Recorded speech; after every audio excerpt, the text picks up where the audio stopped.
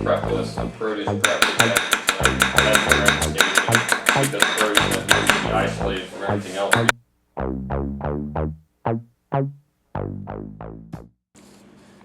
Hey guys, Mr. Knife Fanatic here. Today I'm coming at you with a review with another white number 1 knife. This is the Fujiwara Nashiji 210mm Gyuto. These are made by Mr. Teruyasu Fujiwara. Forgive me if I mispronounce that, but if you're looking for these on the site, that's where you'll look for under that name. I'll have a link in the description for you.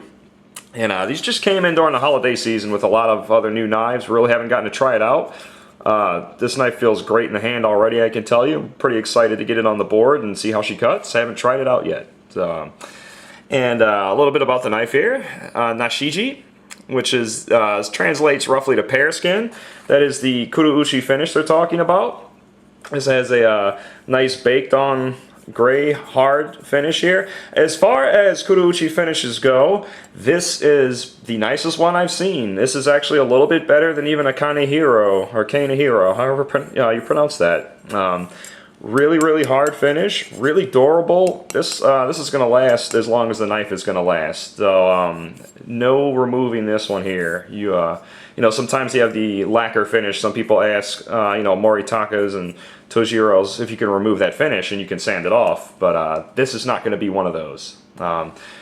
Great fit and finish on a nice rustic knife like this. I really haven't seen one this nice yet. So.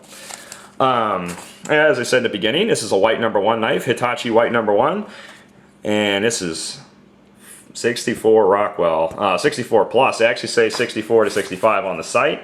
I feel the edge, and oh yeah, it's a little bit, should I say, a little bit more crisp feeling than previous 2 knife. We had the Yamashin and the Goko. You know, after you sharpen enough knives, you start to feel the steepness that these different hardnesses are able to take, and yeah, this one's going to take a screaming edge. But you do want to stay away from frozen food with it. But you don't have to worry about reactivity because it's clad with stainless, so only the edge is going to react. There is a cladding line here. I don't really know if the camera can pick it up. I'm really trying hard to show you. Just like the Hiramotos, you get the nice wavy line where the white number 1 sticks out, and over time that's going to turn dark color. Yeah, you can see it in the camera there, and that's going to look really cool. Most of it's hidden by the grind, which has a very good grind. We're going to get to that later. The height, 49 millimeters. This is very good height, slightly tall for a 210 possibly. I don't think it's really tall, honestly, at all. I think this is the perfect height to me.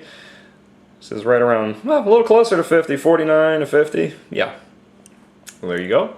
And it's actually 211, 212 millimeters on the edge, basically right at 210 as they advertise it as a 210. The weight, 145 grams. This feels like the perfect weight to me for a 210. For a 240, 145 would be very light. I mean, this is still a very light, very nimble feeling in the hand. Well, how do we get a few grams added there, huh? Let's see. Let's re-zero the scale. I think it did it. Let's see. But, 146. Yeah, there you go. Close enough. Like 1 gram's not going to kill you, right? But it's a very sturdy feeling knife. There's no flex in this blade at all. You know, it's sturdy yet very light. You're getting the best of both worlds out of it. The thickness, we're going to talk about the thickness and the distal taper a little bit. It says 3.4 millimeters. That's coming directly out of here, right out of the tang. Most of these kurouchi knives, you know, they're just forged thick right there. It's just the way it is. Makes it a more stable knife. But then you get instant distal taper, and we're riding around 2 millimeters for the entire edge, and it even distal tapers a little bit more where this has been forged thinner, not ground, but this is what you're paying for when you're getting a very well-known blacksmith such as Mr. Fujiwara. They take the time to forge it thinner towards the edge, and then forge it thinner distally before the grind even takes place. And that takes a little extra time. It takes a skilled blacksmith to work this white number 1 at such a high hardness. And well, he did a really good job on it. The grind, 50-50 convex. I've looked it over, and Yeah, I have high hopes for this being a non-stick knife. I think I might have some potatoes in the pantry. If I remember to grab one, we'll try a potato cut on it later. But about the convex though, it is ground where it's both thin behind the edge with a little bit of strength to it too. So it's, you know, this is one of those what I call perfectly ground knives, where you start getting in the geometry of a Konosuke Fujiyama series and things like that. You know, really the upper echelons of perfectly ground knives. The handle real quick, I see we missed that, octagon hoe wood. Fit and finish is excellent on this. Just sharp lines and great feel in the hand. It's not overly long. This is a very nice size. And I would classify this as a medium size handle, slightly on the larger side for octagons. It's not a small octagon. I'm not going to say it's big either, but the perfect size for probably an American user. So, all right, guys, let's get. I see my battery's getting low already. Let's go ahead and get these ingredients on the board and see how she performs. Let's get over with onion dice here. Let's see. Nice distal taper. The tip should fly through nice. Not really pressing much there. Let's see. Tell you what, guys. I'm going to go ahead and put this down and get my charger on the camera. I'm a little nervous because my battery's about to die. So we're going to just put this on the board. I'll be right back in a second. Okay, right back. Here we go. Hooked up to the charger now. Don't have to worry about my camera dying. So, all right, a little bit about that. My hands were shaking as I was doing that cut. I was trying to rush. We're going to take our time now. No sense in getting yourself cut. But those cuts actually slid through very nicely. I was a little hesitant. But we're going to go ahead and just see how she performs from here on out, guys. There we go. Dropping through the... You see that grind? I am barely pushing down at all. That is very nice. And you can see it slides right back up. Excellent, excellent grind on this. Wow. I'm happy with that. Let's see how it pushes straight down, because it'll show you thinness behind the edge.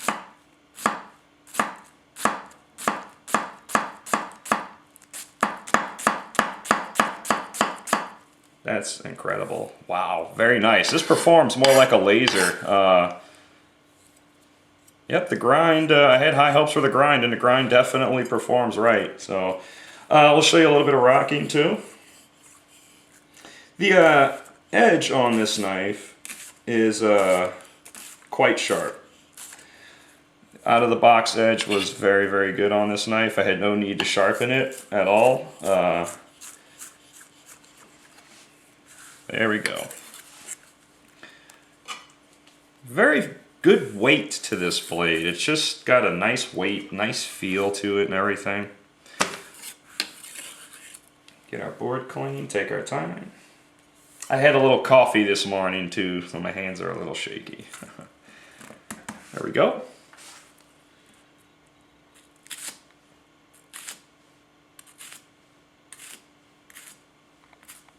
It cuts very much like a laser. It's nice.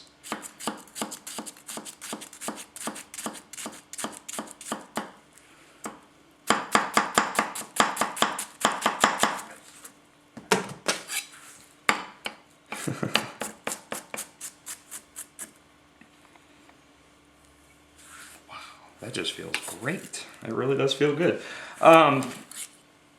Everything slides off the pear skin with this. It's very slick, actually. It creates little miniature air pockets in a way, and just everything kind of slides off the blade real nice. Actually, in the way it's finished into the grind, you know, this knife really slides through. A lot of kurouchi knives will want to stick on you a little bit because that finish starts to, you know, it gets a little rough, I guess, and kind of sticks a little bit.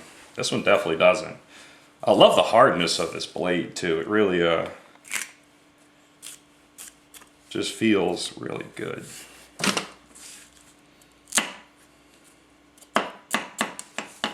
See how sharp she is after a little cutting. That was a very good out of the box edge on this knife.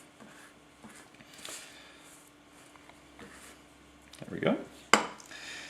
And something about the celery too, I noticed when you push down, if you push this way it's easier, when you flip it upright, it wedges like a log and pinches your knife, and that's why you'll see sometimes. But what's interesting, most knives it'll shoot off a little up there. See? Whoa, it's stuck into the board. And it's still deadly sharp after that. Man, man, man, good steel, good steel. Fun video today. I tried to make sushi last video, and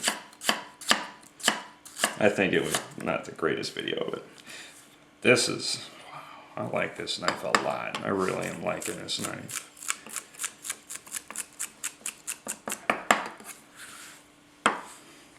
Let's say you could chop with. Oh wow, look at that.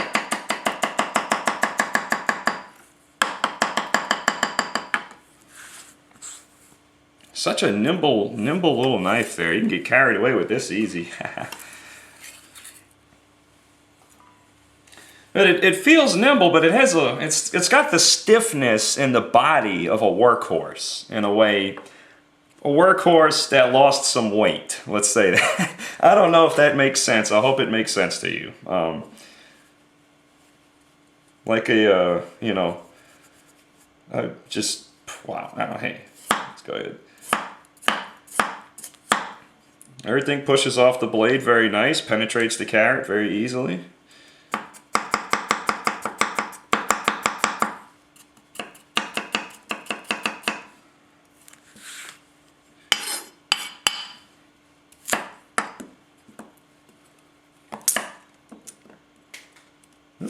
My carrot rolled off the board. I'll get that after the video's over.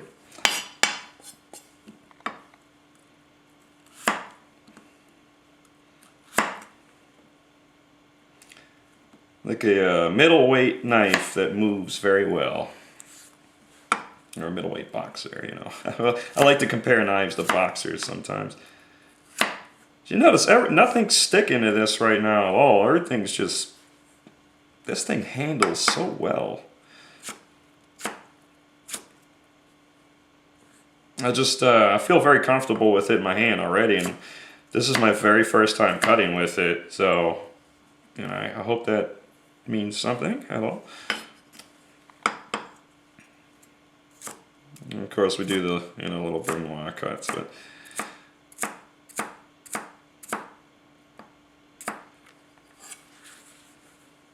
this thing actually does detail work quite well. It has a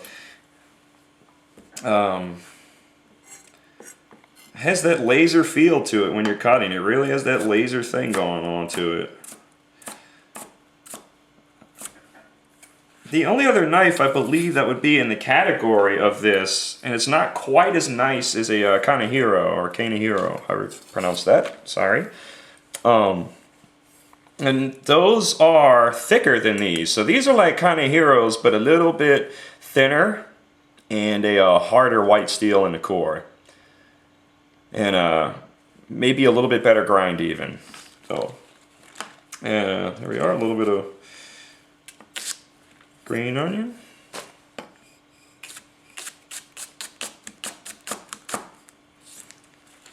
Oop, making a mess there, huh? Get the last couple of ingredients done. So, we'll just chop through this. Do a little pinch grip.